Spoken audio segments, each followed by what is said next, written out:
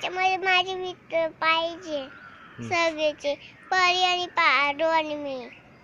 इथं पाहून बोलल्या कॅमेराला. हां सांग.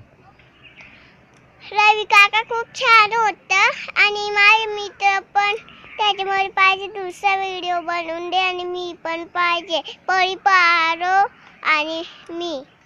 पप्पांना मी फोटो पाठवायला लावते माझ्या मित्रांचे. पप्पांना मी फोटो पाठवायला लावते माझ्या मित्रांचे, मैत्रिणींचे. आणि तू कुठे आहे म्हणा आता?